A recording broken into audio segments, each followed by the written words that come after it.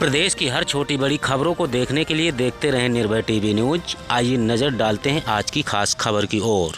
बहुजन समाज व धोबी समाज के लोगों ने मृत भोज व तिरही जैसी कुप्रथा का किया बहिष्कार।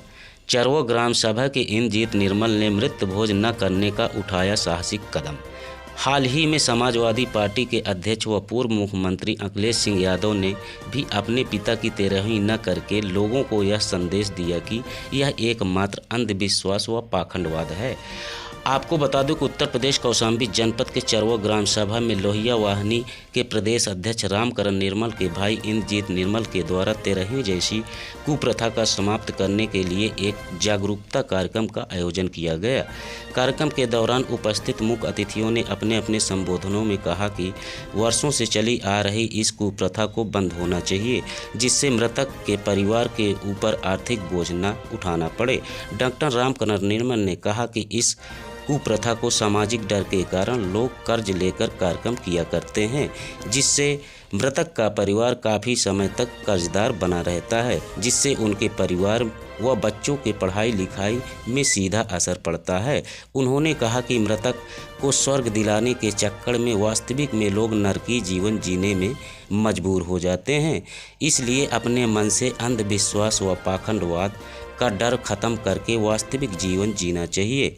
और उन्होंने कहा कि अगर लोग अपने मन से ब्राह्मणवाद, पाखंडवाद, स्वर्ग नर्क का डर खत्म करके अपने मन में अम्बेडकरवाद का विचार धारण कर लेंगे तो उस समय समाज से सारी बुराइयां, अंधविश्वास, धर्म, कर्म, पूजा पाठ अपने आप समाप्त हो जाएंगे। इसलिए तेरहवीं जैसी कुप्रथा को समाप्त करने व उनके हानि लाभ के बारे में बताया गया, जिससे समाज के अंदर जागरूकता का संचार हो सके और इस नरकी कुप्रथा से लोग बाहर निकल सके। इस मौके पर इंद्रजीत निर्मल, डॉक्टर राजकुमार चौधरी, धर्मेंद्र दिवाकर, साथी संतोष चौधरी, कौशलेंद्र प्रताप चौधरी, धीरज दिवाकर, बिजमा दिवाकर, डॉक्टर नरेंद्र दिवाकर, अनिल मानव, अवध निर्मल, राजेंद्र दिवाकर, राजेश निर्मल, कुलदीप दिवाकर, समाज सेवी राम नरेश चौधरी, राम शरण निर्मल व तमाम भारी मात्रा में गांव की ग्रामीण जनता व क्षेत्रीय जनता उपस्थित रहे।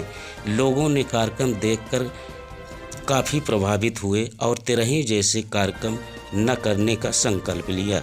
आइए देखते हैं पूरी ग्राउंड रिपोर्ट कौशाम्बी से कौशलेंद्र प्रताप चौधरी के साथ।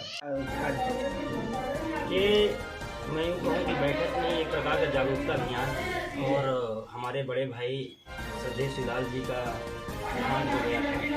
तो जो हमारे बहुजन महापुरुषों में जो उनका आंदोलन, जो उनकी कड़ी थी, जो उनके बताए रास्ते थे और माननीय नेताजी ने जो बताया रास्ता, उस रास्ते पे चलते हुए हम लोगों ने जो कुप्रथा थी दाग देने की, तेरहवीं करने की प्रथा को हमने त्यागा है। उसी के परिप्रेक्ष्य में आज समाज के जो हमारे क्षेत्र के बुद्धिजीवी लोग उनकी एक संगोष्ठी मैंने एक प्रचार प्रसार था और कुरीतियों को दूर करने के लिए आह्वान। समाज को क्या संदेश देना चाहते हैं? मैं समाज से ये अपील करना चाहता हूँ कि जिस प्रकार हम हज़ारों साल से तकलीफ उसी बातों को लेकर होते आए हैं, आप सोचिए कि किसी के घर में अगर एक कमाने वाला व्यक्ति का देहांत हो जाए और उस पर एक सामाजिक ड्यूटी जो थोपी जाए कि आप देर भी करें, तो उस पर एक आर्थिक बोझ पड़ता है। एक प्रकार से ये अमीर लोगों द्वारा थोपा गया आर्थिक कर है गरीबों को। तो इसलिए ये जो कुप्रथा है, इसको त्याग करके जो हमारे पास धन संचय हो उसको मैंने बच्चों की शिक्षा में, अपने बच्चों के स्वास्थ्य में और अपने घर और भवन बनाने में खर्च करें और समाज को एकता के लिए और समाज को आगे ले जाने के लिए अगर हमारे पास पैसा अभी बचता है तो हम समाज की उन्नति के लिए भी कुछ सामाजिक कार्य करें। कौशाम्बी में किसने जो है ये कुप्रथा को शुरू किया? और ये देखिए, ये कुप्रथा तो हज़ारों साल से कोई दिन नहीं है, लेकिन इसको ख़त्म करने का प्रयास कई लोगों ने किया। कोई नया कार्य नहीं है।